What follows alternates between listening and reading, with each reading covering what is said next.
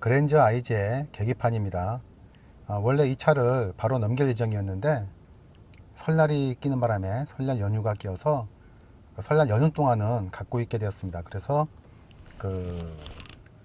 이 계기판을 찍어서 올리는 것까지 해볼 수 있게 되었네요.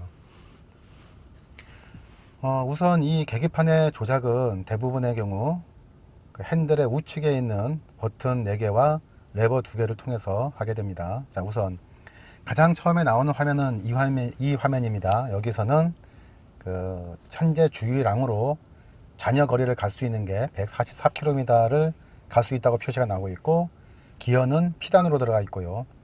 지금 제일 하단에 배터리라든가 뭐 이제 여러 가지 체크 등이 떠 있는데, 이거는 제가 지금 시동을 건 게 아니고 그냥 시동 버튼만 온 상태에 넣었기 때문에 나온 상황입니다. 그리고 주행거리 밑으로 평균 연비가 10.5km per 리터, 이거는 방금 전 주행한 거를 얘기합니다. 그리고 순간연비는 지금 멈춰 있으니까 나오지 않죠. 현재 저는 스마트 모드로 운행을 하고 있고요. 외기 온도는 9도입니다. 그리고 오늘까지의 주행거리는 33,132km네요.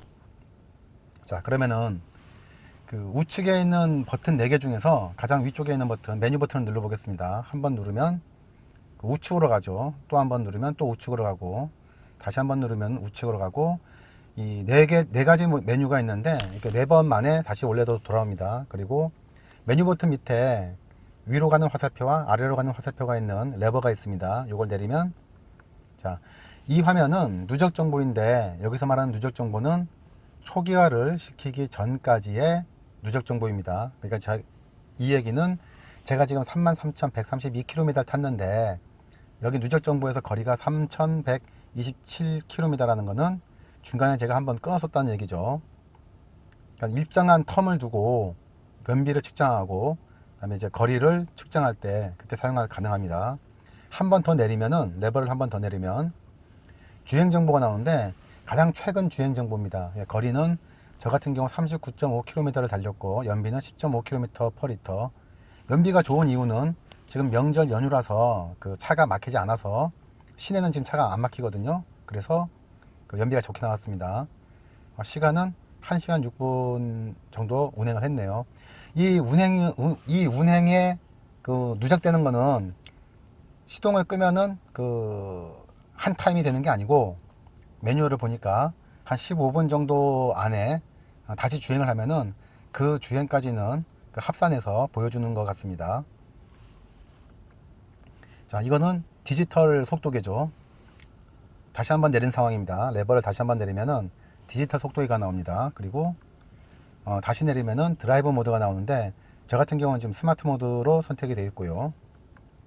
자, 다시 그러면은 처음으로 돌아왔죠. 그럼 두 번째, 자, 메뉴 버튼을 눌러서 두 번째 메뉴로 가보겠습니다. 이 메뉴가 무엇인가 좀 알기 어려운 면이 좀 있죠. 직관적으로는 이 메뉴는 일종의 나침반으로 생각하시면 됩니다. 일반적으로 주행을 할 때 이 화면을 보고 계시면은 차가 어떤 북쪽으로 가고 있는지 동쪽으로 가고 있는지 그걸 나타내 주는데, 이 화면은 이제 이것 때문에 있는 건 아닌 것 같고, 이 화면에서는 내비게이션의 목적지가 설정이 돼서 이제 순정 내비게이션만 가능하겠죠. 아마 내비게이션에 목적지가 설정이 되어 있으면은 그 내비에 나오는 안내가 이 화면에 지금 그림이 바뀌면서 내비게이션 안내가 나오게 됩니다. 자, 그리고 여기서는 레버를 여기서는 올리고 내려봐야 변화가 없습니다. 그래서 다시 메뉴 버튼을 누르고, 자, 주행 조향 보조 시스템, 이게 엘카스, 그러니까 이제 차가 달리면서 양쪽에 있는 차선을 인식하고 그 차선을 벗어날 때 뭐 경고만 올릴 건지 아니면 핸들 보조할 건지 뭐 이렇게 조정이 가능하죠.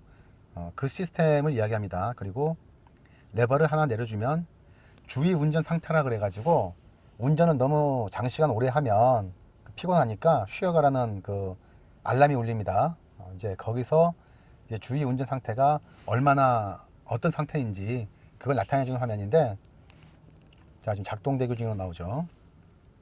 지금 손댄 건 아닙니다. 그냥 화면이 나오다가 스스로 바뀐 거예요.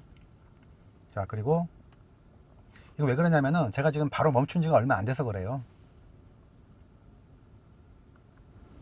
자, 타이어 공기압이 나옵니다. 자, 다시 밑으로 레버를 내리면 그 차량에 타이어 공기압이 나오는데, 요즘 차들은 상당 부분들 그 TPMS인가요? 그 저기 차량에 바퀴에 장치가 되어 있어 가지고 공기압을 측정하는 센서가 있죠.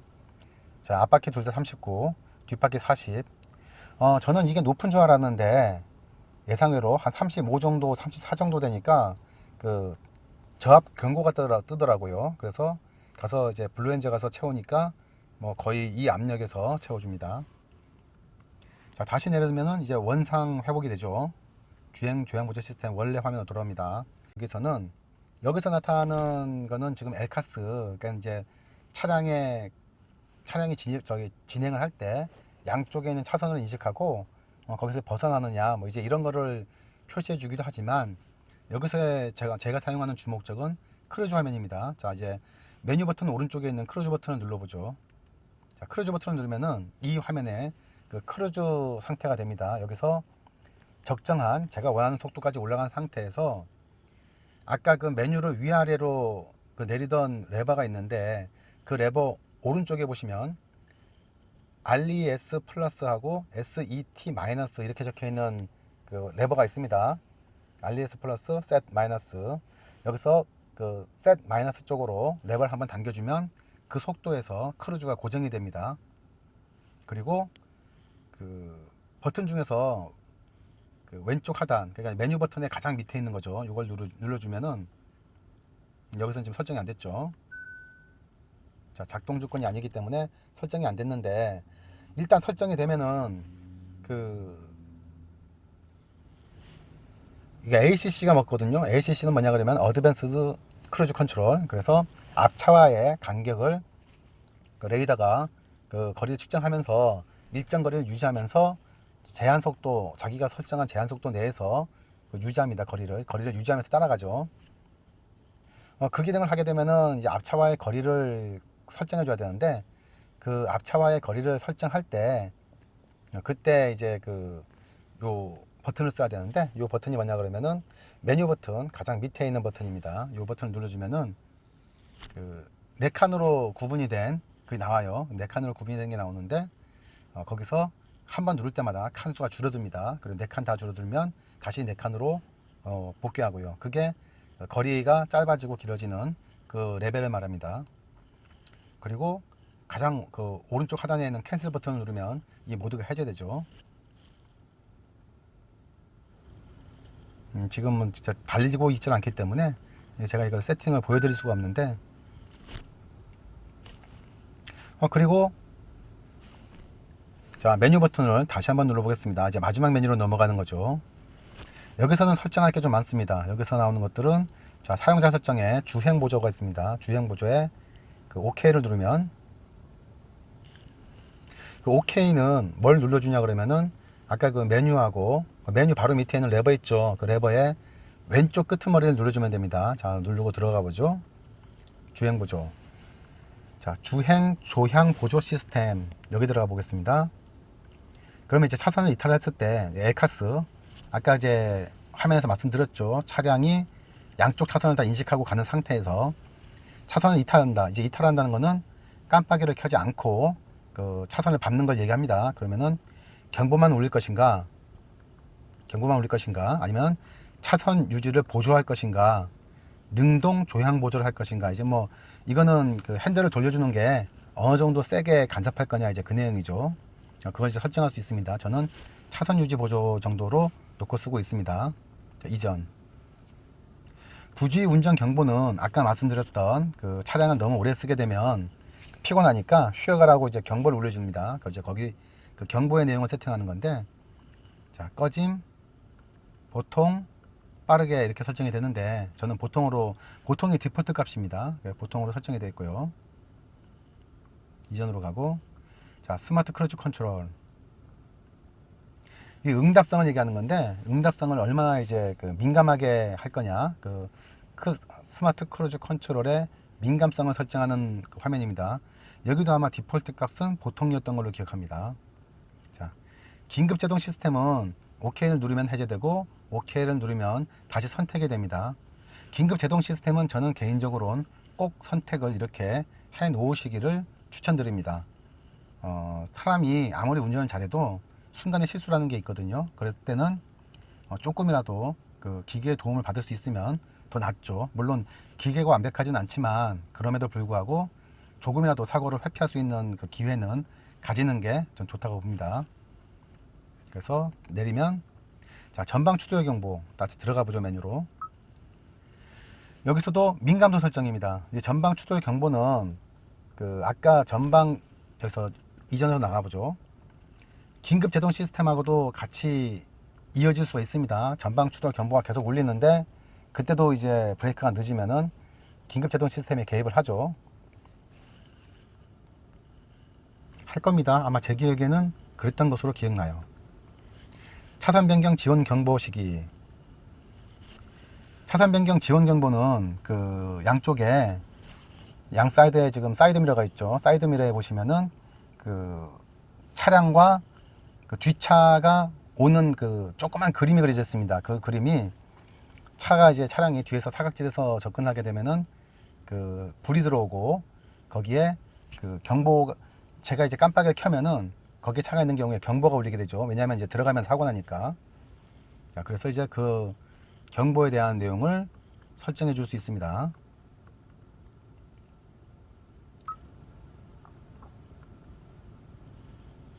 후측방 접근 경보는 이 후측방 약간 그 헷갈리는데 차선 변경 지원하고는 좀 다른 겁니다. 후측방 접근은 그 뒤에서 오는 차가 마치 내 차를 그 추돌할 것 같은 형식으로 이제 많이 접근했을 때 그때 경보를 울릴 거냐 하는 경보를 울리고 그 차량에 그 반동이 오죠. 이제 그 신호를 알려줍니다. 이제 충격 있을 수 있으니까 뭐 이제 조심하라고 이제 그런 느낌인데 저도 이제 몇 번 겪어본 적은 있어요. 몇 번 겪어본 적이 있는데 뜬금없이 그 이게 울려서 백미러 이제 사이드 미러를 보면은 갑자기 차가 이제 제 차에 접근하다가 자기 차선으로 돌아가거나 뭐 이제 이런 경우들이 뭐 몇 번 있었죠. 예. 후측방 경고 오면 이제 그때 그 경보 음이 울리는 거고요. 자, 고속도로 안전구간 자동 감속은 자, ACC 기능을 켜놓고 갈 때 그 ACC가 예를 들어서 저희가 이제 한 120 이렇게 설정을 해놨다. 그러면은 가다가 그 내비게이션상 속도 그 과속 단속 카메라가 있는 구간 있죠. 이제 거기서는 자동으로 감속을 합니다. 이게 좋은 기능이라 그래야 될지 뭐라 그래야 될지 뭐 그건 잘 모르겠네요.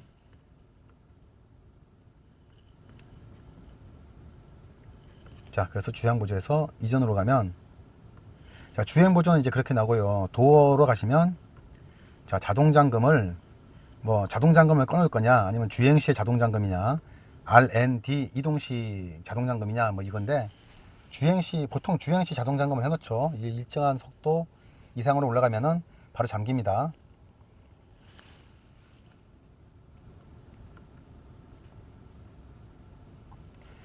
잠금 자동해제.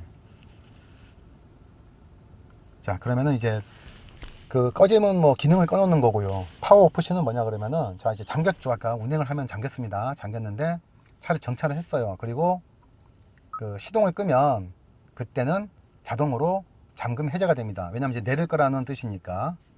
그래서 자동 잠금 해제를 파워 오프시로 많이 놓고 피단 이동 시에는 뭐 피단 이동하면은 정지 파킹단이죠. 파킹단에 이동하면은 그때 자동 잠금을 잠금을 자동으로 해제하겠다. 뭐 이제 그런 메뉴인데 보통은 뭐 피단은 그 꼭 내릴 때만 쓰는 건 아니니까 파워 오프시를 추천할 것 같습니다.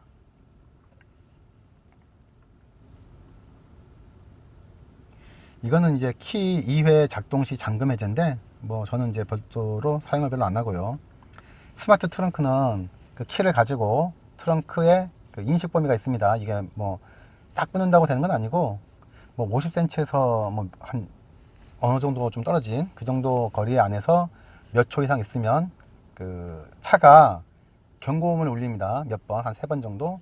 그리고는 조금 더 있다가는 트렁크가 자동으로 열리죠. 이제 이런 기능을 쓰는 이유는 뭐 두 손 가득히 짐을 갖고 왔을 때 그 짐들에 대해서 그 짐을 어디에 놓고 다시 트렁크를 열고 이렇게 이제 어려우니까 자동으로 트렁크가 열리는 그런 기능입니다.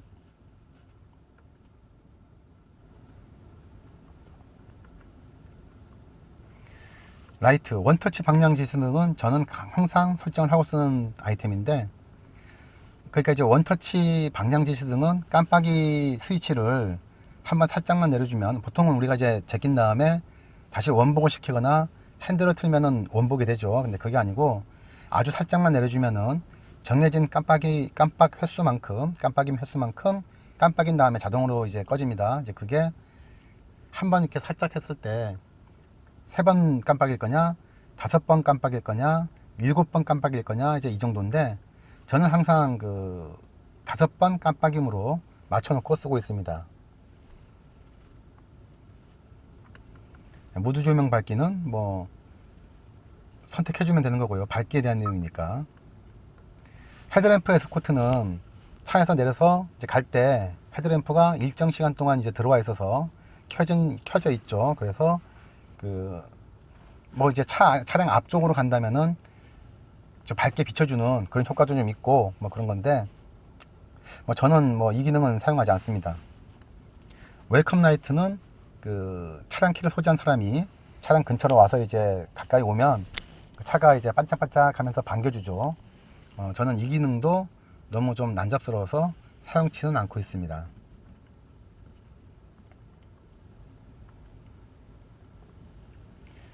사운드는 자, 계기판 음성 안내 음량, 뭐 음량이니까 음량 조정하시면 되고요.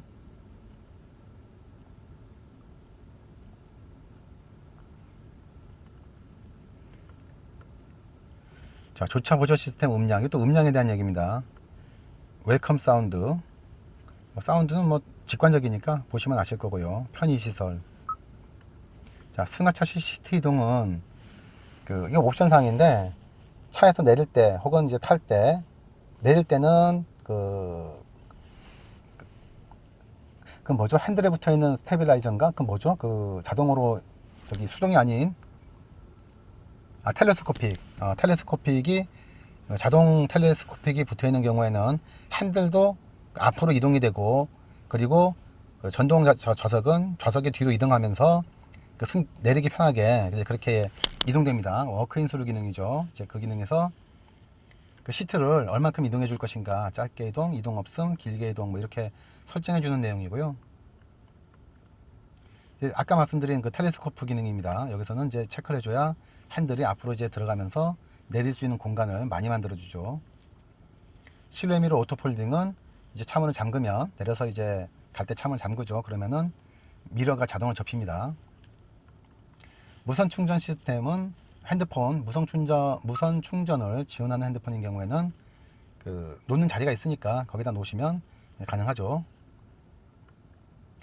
자, 와이퍼 라이트 모드 표시, 이거는 뭐 모드만 표시해 주는 거고요. 기어 변속 알림, 그리고 다시 올라가 보겠습니다. 자, 이제 그 카메라에 온도 경고가 뜨기 때문에, 자, 서비스 시기 알림은 정해진 시기가 되면은 뭘 이제 교체할 시기가 됐습니다 라고 알려주는 건데, 뭐 저는 뭐 그렇게 쓰지 않고요. 참고로 저는 매 1만 킬로미터마다 엔진 오일을 교환합니다. 부하 기능. 자, 평균 연비 자동 초기화 기능. 뭐 이거는 언제 평균 연비를 초기화할 거냐, 이제 그건데, 저는 이제 운행할 때마다 되어 있죠. 연비 단위는 킬로미터 퍼 리터냐, 리터 퍼 100km냐. 온도 단위는 뭐 섭씨냐, 화씨냐, 이런 이야기고요. 타이어 공기압 단위는 풋사이, 킬로파스칼, 바, 이렇게 나와 있죠. 자, 설정 초기화는 이제까지 설정을 다 초기화하시겠습니까 하는 내용입니다.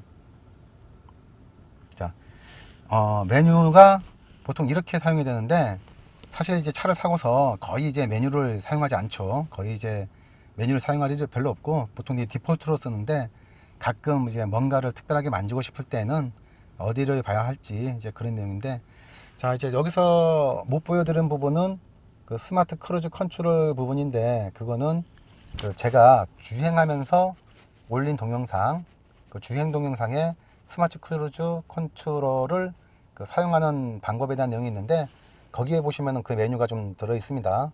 그걸 참고하시면 될 것 같아요. 자, 여기까지입니다.